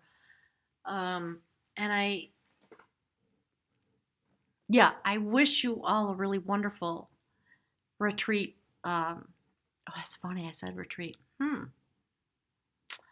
My mind was thinking eclipse and my mouth said retreat. So I think my guides are kind of saying use it as a retreat. Look into your chart, take these little nuggets that I'm starting to be aware of, and love yourself, love the fullness of your chart. Understand in these next 18 months, how is the water element transforming you? Where does it sit in your chart? Is it frozen? Is it in a state of, it's in the atmosphere being blown around by the wind? Or is it taking shape? And if it's taking shape and coming back to stable water, which is the most secure place to be, right? The Cancer element, in a way, where is it? How does it stack up? And what's going on in your life? And Wally, actually, we need a phone call. I've been thinking about you, sending you my love. I hope you can feel it. And for some reason, you keep coming to my mind. So I'm wondering if any of this has implications for you because we're so connected. Oh, Violet, soul families unite. Absolutely. And that's what I'm experiencing. I'm not surprised about that because I did have the inkling that my soul family was going to come forward into or of this place somehow. So I've met a lot of people who clearly I'm connected to on a soul level, and that's always fabulous. Maggie. Yeah, Lilith. I didn't want to go there. So you're calling me out. So, Lilith, yeah, in Pisces, 8th house, yeah. Well, I'm not an astrologer. Let's see. I've got, you know what? Let me look. Hang on. I got my chart pulled up here on my computer. So yeah, Lilith is intense, isn't it? And if you've got it in the, let's see, where did you say you've got it in your 8th house? In Pisces, in the 8th house. So, the 8th house, Pisces energy. I guess part of what I'm saying is just try to educate yourself as much as you can about each one of those things and then see how they're connected. So if you have Lilith in Pisces in the 8th house, you're taking that energy deep. What is that? I hate this word, but I'm going to say it. The dark side, right? It's the void, it's not the negative, right? So the sacred feminine is the void into and which everybody incarnates and goes through their life cycle, going into those places of the deepest mysteries. So, if you think about what Pisces represents and what does Lilith represent, and make sure you remember that most of the stuff is elucidated through the prism of patriarchy. So cut that, you know, reform your understanding of what that means. So the liberation of feminine sexuality in the deepest way possible, Scorpio, the place where through sexuality people literally have what most people call a twin flame thing, right? Your energy literally connects and you bond together in that way and then you travel.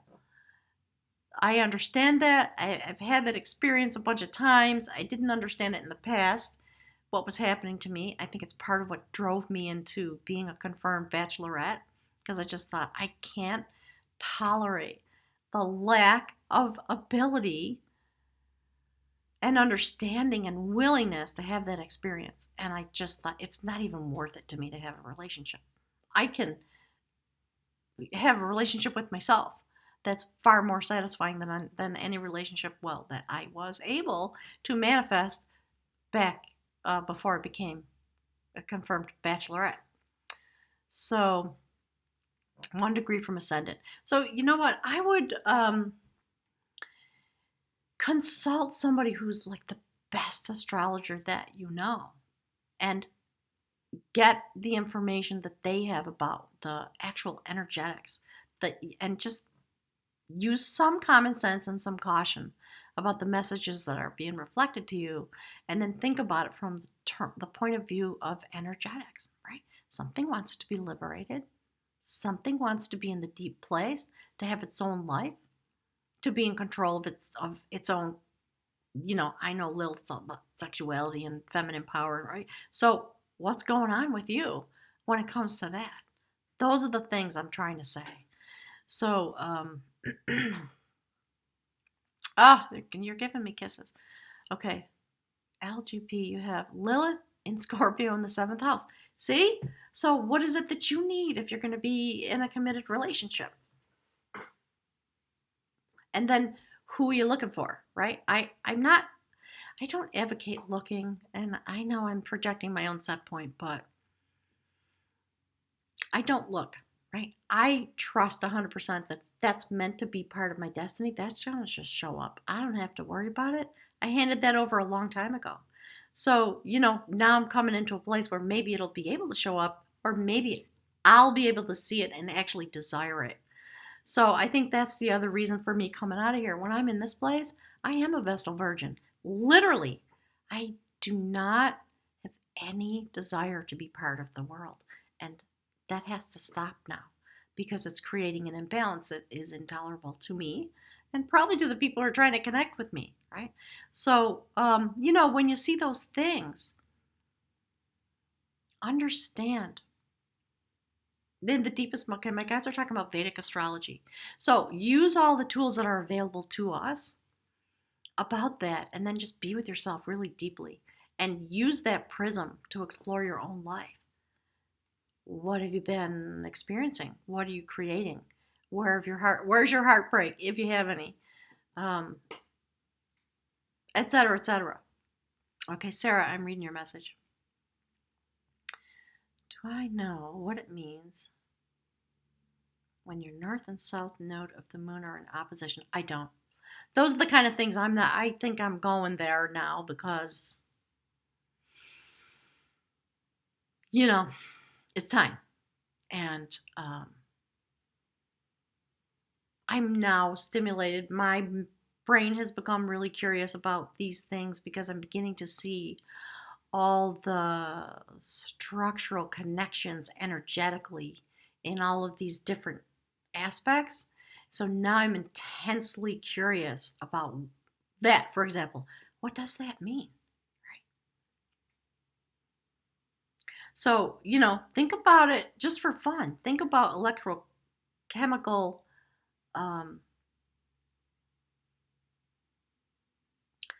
the resonance of that.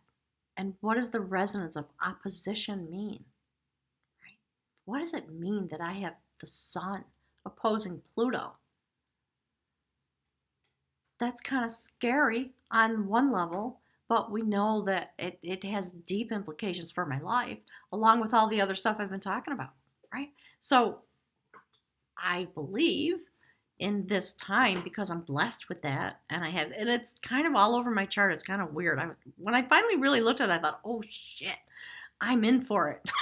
I better buckle up because it's coming, right? But it's deep cycles of transformation when it comes to power and structure and destruction and rebirth, and again, the ruler of Scorpio, right? So I've got all this activation going on, and while we're in this beautiful 18-month uh, Cancer water sign experience, I think we're all going to be stimulated. It's not the right word. What are they? Hang on, they're trying to say something.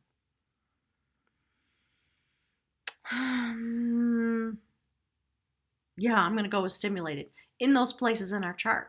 And I think we're all going to see movement and shift and change in our lives in the ways that those energies flow through our charts. Those are the cycles of transformation that we're going to be going through. And because look at all the crazy shit that's going on in politics, right? And what's the ultimate goal of that? Is to bring forward the rise of love energy onto this planet. I mean, let's just make it as bad as we can make it through our group mind think manifestation abilities. Let's just make Pluto the ruler of our world. Let's put that in the presidency. Let's just see what that experience is all about. And I think it's because, okay, yeah, let's smash that down now. Let's just finish it. Let's just explore those dark urges all the way to their zenith in order to understand what that creates for us so we can pick and choose what would we like. So I think that's the cycle that we're in. And again, now we've got these retrogrades. We've got Cancer in the North Node. There's all kinds of stuff going forward. And you know what? Here's the other thing. So when Pluto and Jupiter and Saturn all go direct, we're going to be into the autumn. We're going to be coming through the solstice again. And then there's going to be a gigantic crash up. It's going to be intense next year. And I think this is our opportunity to shift and change and grow and come to the surface in this way so that we can prepare ourselves for what is going to happen next year. Because what would we like to build and what do we want the foundation to be when things finally come crashing down? And we can create that, obviously, on an energetic basis. India, hi. India says the fertility of women's fertility cycle is represented by the nodes. All right, let me back up.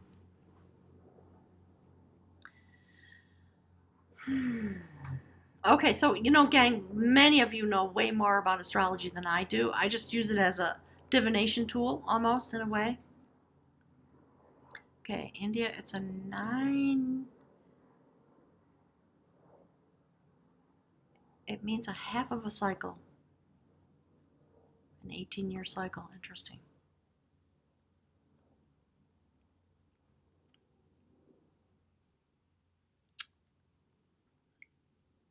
Yeah, astrology. Deep universe. Like the universe of homeopathy, When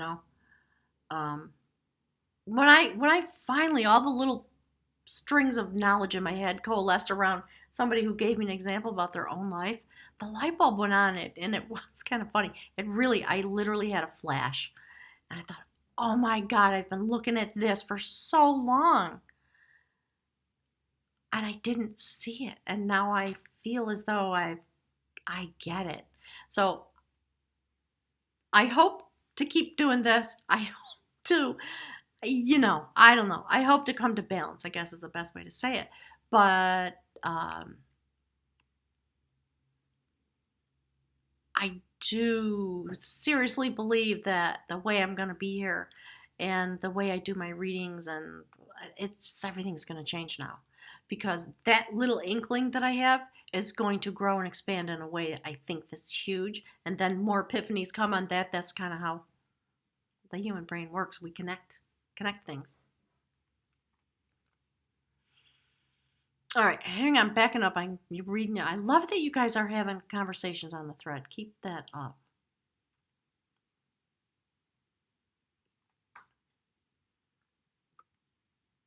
The moon is a satellite for life on Earth. Violet, you've had Pluto square your moon.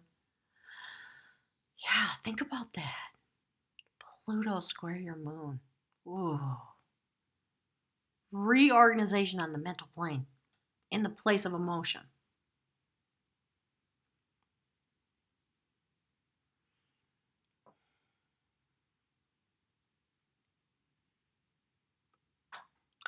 Yeah, so if you look back at over time at recorded human stories and you look at what the conjunctions and things that are going on now and you look back, it's always, every time this happens, this Pluto Saturn conjunction square, etc., revolution, literally revolution, massive things going forward. I think the energy that's coming forward next year in January and February is the same energy set point when we had the Twin Towers come down. That's how intense it's going to be. Hopefully, we won't have a repeat of something like that anywhere on the planet, but literally structures being destroyed, attacked. Okay, my guides are talking about dominance and yeah, moving from a structure that gives forward the desire for dominance rather than equal partnership. Things like that. I don't need to tell you guys, you all know that. So, India, you're talking about an 18-year cycle of rotation. India, tell me about that a little more if you would. Yeah, Violet, I am imagining the beauty we can create, but we have to all come out. I got to come out and play. You have to come out and play. We got to bring our love energy to the surface. Stimulate it. Let the ice melt. Let it rise up into the atmosphere, right? To reform and create a new structure here on the earth. I just think that's what it's all about. India, you're asking me if I'm leaving Moonrise Cottage. Yeah, maybe. I don't know the actual answer yet, but I've been feeling the urge to leave, and I don't want to, if that may, that kind of conflict. Um, it's a lot. Living here is fabulously beautiful, energetically, and yet from a human perspective, it's kind of difficult, and it's weighing on me, and I'm tired of having a mortgage, and I don't want to fix the gutters, and there's a whole way up in the second story in the soffits, and I just think, I don't want to think about those things anymore. So, like all people in my age group, there's a point at which you go, yeah, okay, I'm done with that. Let's just move on, right? How about if I get a shack on the beach somewhere, which is part of what I think about? What if I go live near the ocean? If I'm going to stimulate all my water element stuff, how about if I just leave the mountains, the Virgo stuff, and now go live on the beach? So, we'll see. Maybe a new place is coming forward that'll be awesome. I love the Northwest, India. I actually was I've been thinking about Canada for reasons, but I don't know. We'll see. I let myself fantasize, but mostly I'm just trying to stand in the right now. So, which means I'm always sort of I'm in a half present state because I'm deep into my own dream time and connecting with people really intensely there, which is wonderful. And then the rest of the time, sometimes I'm just walking around I just burst into tears, like you saw me do earlier if you were here. Just like, oh, damn, okay, I'm just going to cry for a while now and let myself feel whatever that's about. It's not always about grief. Sometimes it's about the intense beauty of the experience that I've had. If you look back into those cards and I think about my life, it's just been so mystical and so deeply intense. And, I come into understanding a little bit more about how I've been focused so deeply on my fire energy because it is very active and very powerful. And I have completely ignored the movement of the water energy through my life. So, yeah, time to get into a place of balance. Don't know what will happen yet. Yeah, I think, Violet, you're spot on. I think that's a process that's going on. We're going to create these new structures to support the development of the soul because that's what the universe is doing. That's the energy that's literally coming through to us from the unified field existence. And then depending on what's being activated in any given moment, like this one, that part of your chart is going to be stimulated. That part of your energy is going to be awakened and vibrated. And maybe somebody who has resonant energy there is going to become known to you or come walking into your life. Right? And you're going to think you're having a twin flame moment. I still say, well, hold up. Maybe that's not what it's about. And, I don't begrudge anybody a happy love life. I really don't.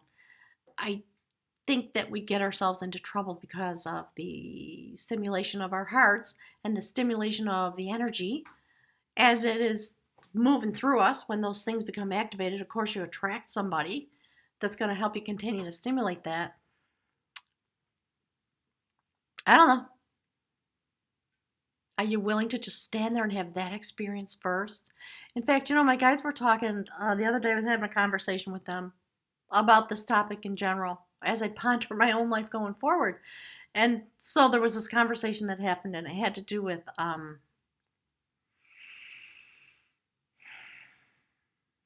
being clean and sober in that place of your life. Are you clean and sober when it comes to yourself as a person? Do you really know? Are you able to actually be present? Or are you just love drunk and desperately wanting and needing to fill up yourself because you're afraid and, you know, all of that kind of stuff. So those are the kind of things that my guides are talking about. It's a time to become clean and sober when it comes to love energy. Really understand its purpose and why it causes us to vibrate. It's always going to because of the way the heart chakra is utilized in while we're in human form.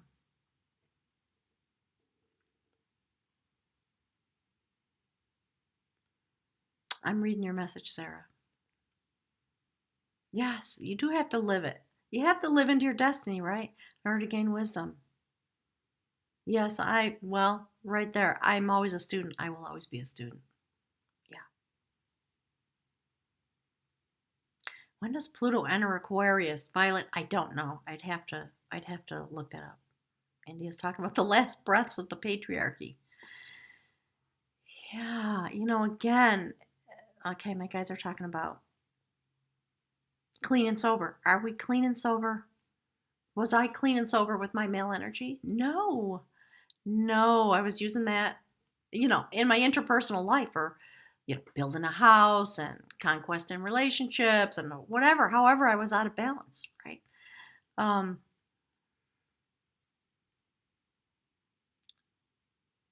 so as we all shift and change together, those things fall out of our pattern of desires, I think is what it comes down to. All right, let's see. I can't keep up with the messages. You guys are awesome.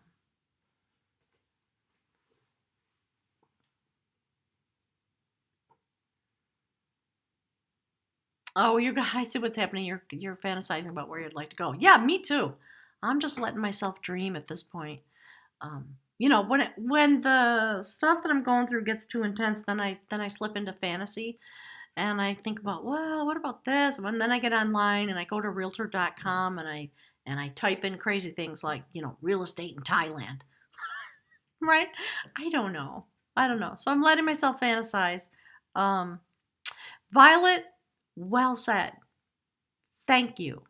I am my own twin flame. It's exactly how I feel. I am. That's what it's all about. If you really want to go into, and I acknowledge I don't totally understand because I have not a lot of patience with the dogma attached to the twin flame thing. Um, yeah, that's what we're all here for, right? And I think the theory is that your twin flame is somehow resonantly the same. I don't know. I don't totally buy into it, but yeah, we are meant to be our own twin flame so that our energy can do its job here in this realm, which is to vibrate with your frequency. Depending on where's the fire, where's the earth, where's the water, you can begin to understand your own spectral signature and therefore how you vibrate and how you're affected by changes, right, in the cosmology. Um, and then, obviously, of course, just like the universe, the soup that we live in, yes, we're meant to stimulate other people. That's going to cause them to vibrate. Then they're going to have an awakening. That's, to me, that's what twin flame, 4D, 5D, all this, that's what it's about. It seems extremely simple to me. Um, but that's me. That's my understanding. And there are certainly many people who probably disagree with me. Attachment, yeah. Right. Mm-hmm. And that's the challenge that human beings have always had with anything that has to do with love energy. And I really did want to just completely separate myself from those experiences so I could go into the deep of my own being and try to understand. So these are the theories I come up with. It's about covalent electrochemical bonding. Okay, is that love or are you just vibrating really hard? I mean, seriously, I think we need to come into a place of maybe being a little bit sober and, I think eventually we're going to find new words. I mean, I tell the people I connect with that I love them because I do. I feel it in my heart. I feel myself stimulated. That's the word we have. But at the same time, it creates a lot of fear because if you're saying that to me, what does that mean? Right? Well, I don't know. I can't explain it. I just, you know.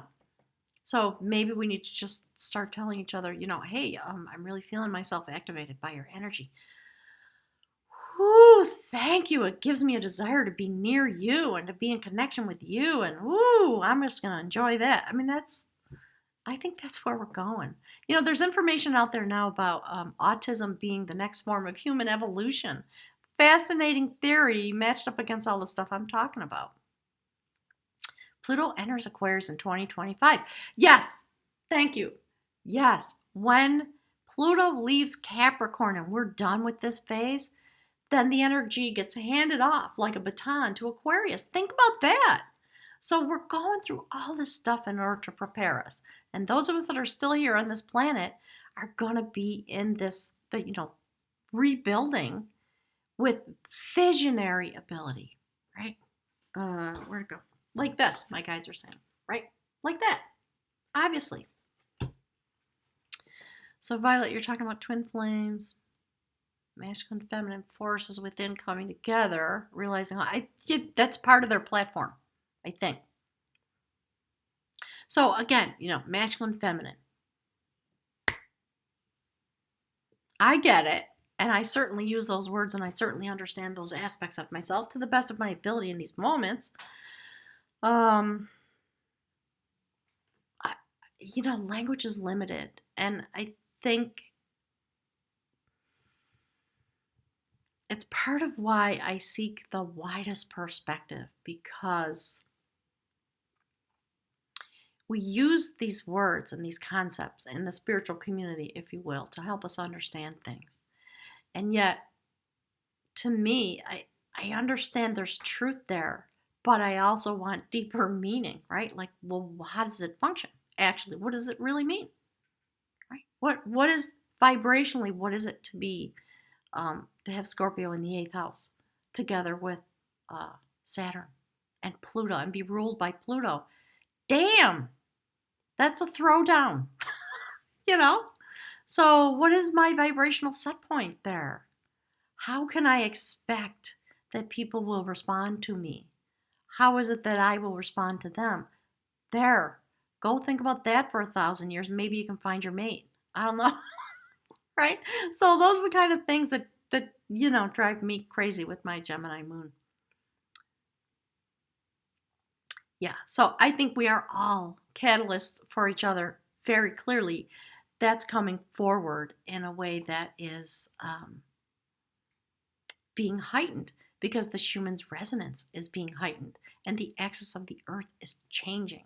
And it does have this effect on all of us because we are energetic beings. Literally, if you just let yourself be all sciencey, my guides are saying, let yourself be all sciencey for the next 3 or 4 months to unlock your understanding, your deeper understanding of yourself. And then you begin to ponder, like I did for all the years I've been in here. Well, what is the meaning of love? What is that? What is that feeling? What's that vibration? What's the purpose of that? Well, let me look at the astrology and see if I can understand. And now let me look at it through the lens of homeopathy, and let me look at it through the lens of sacred musical vibration, right? So these are the things that have come across my path. And again, I attracted them to me because of where the Scorpio energy exists in my chart, right? If it had a different place, it would have a totally different implication. So, you're all just freaking awesome. All right, gang. It's 2 o'clock. I think, or no, it's not 2 o'clock. I'm looking at the clock on my computer. It's been 2 hours and a couple of minutes, so I'm going to wrap it up.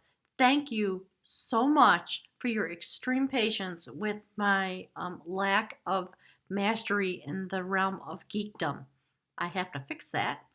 And when I get Oh, my guys just said, when you get through with the eclipse, I don't want to wait that long, but all right, whatever. Okay. So, buckle up, get ready to shift and change. Look at where the eclipse is happening. How does that stimulate your chart? Where's your stimulation point in the water element? Think about that cycle of being frozen, being stuck, um, beginning to evaporate. You're, being pulled apart a little bit in order to have a big bang moment in your heart. Oh, there was a Freudian slip. Okay. In your heart, in your life, in your love energy, wherever that is in your chart, so that that can reform and the rain can come down and you can be in a stable place again. So that's the cycle I'm in, definitely. And, you know, I think it took me a while to surrender, and I needed some partnerships to help me um, look at that from a safe distance until I was ready to look at my own shit. That's how that works, I think. At least in my life. I don't know about you guys. Scorpio is ice. No, Scorpio is not ice. Scorpio is the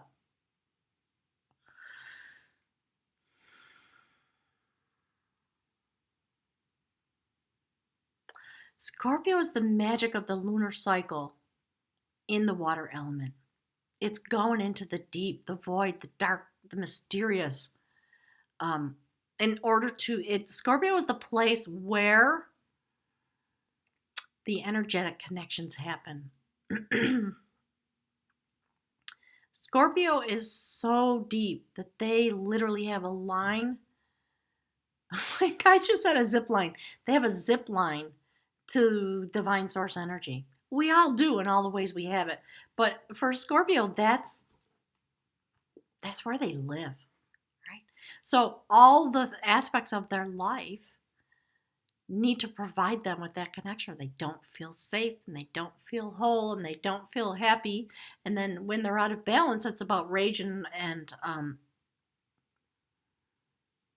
lack of sobriety, right? Being clean and sober with your sexual energy, and lack of mastery there that brings jealousy, all the negative stuff people say about Scorpio, right?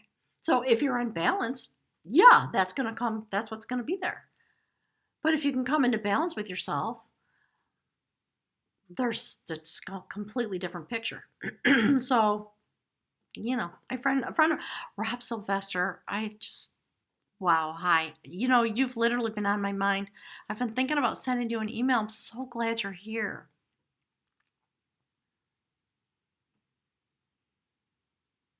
Yeah, I think so, Rob. I think that like any group of people, right? We feel each other resonantly. Thank you for that, bringing up that point. And I'm just sending you a hug. I just send me an email and tell me how you are. Um, yeah, personal journeys really disrupted by a lot. Yeah, absolutely. Sarah, you're saying you think Scorpio as lava, liquid fire. That's interesting. Hmm.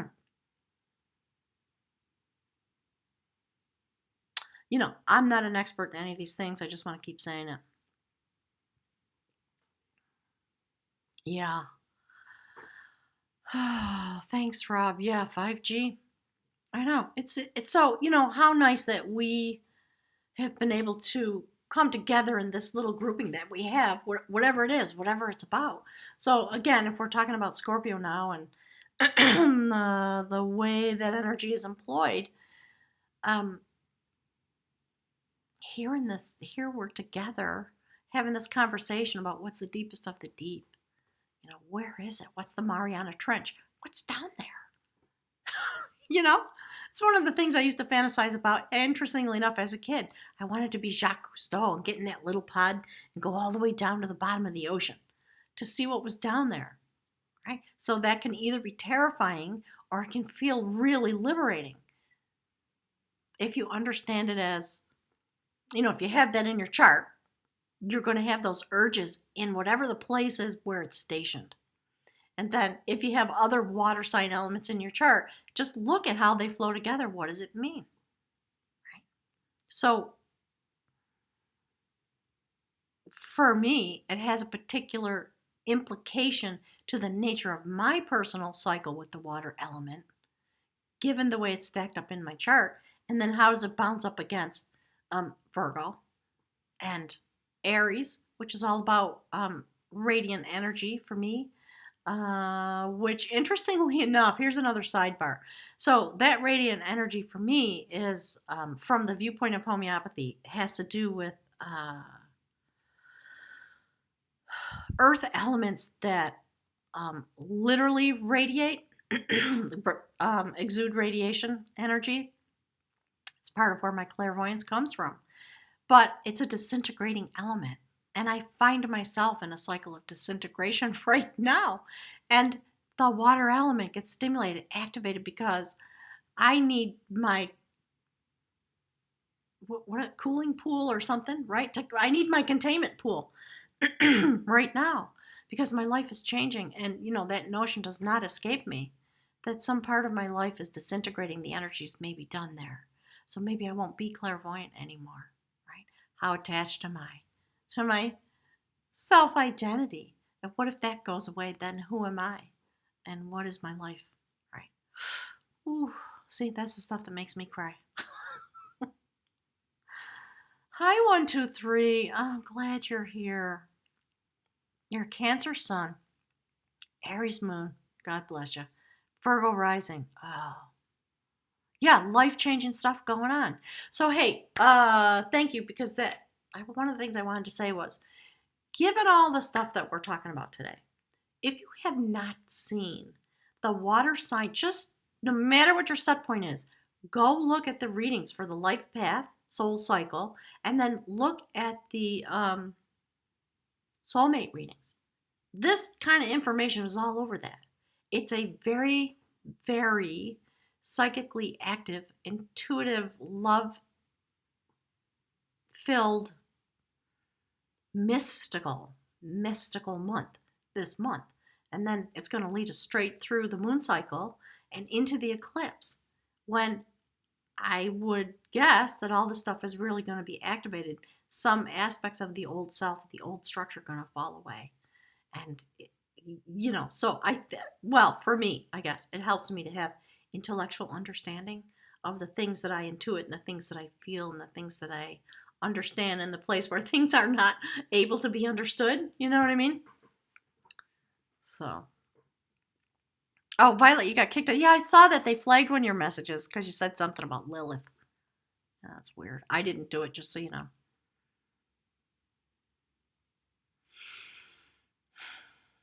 123, you're trying to build your own business. Busy with your art. Good for you. You have a Pisces, Scorpio, Virgo partner that is just delicious. Congratulations. Woo! And the other thing I just want to say, I know that I'm blessed because I have a lot of intense water energy, got a lot of intense fire energy, but the universe blessed me with Virgo as my sun sign. So in some way I'm grounded, right? Okay, my guys are saying the backward motion of that is that I go too far into the hermit and I don't integrate myself with myself.